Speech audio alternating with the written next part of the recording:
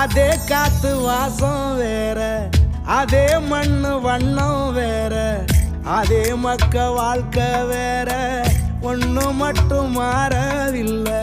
மத்த நாட்டு சுவையெல்லாமே ஒத்த வேலை உடைய போல, சுத்தமான நம்மூர் சுவையோ ஆத்தா தந்த உசுர போல.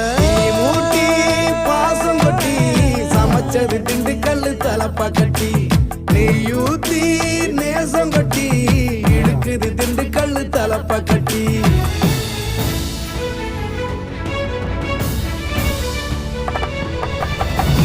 மூட்டி பாசம் கொட்டி சமைச்சது திண்டுக்கல் தலப்பா கட்டி, நெய்யூத்தி நேசம் கொட்டி படைச்சது திண்டுக்கல் தலப்பா கட்டி.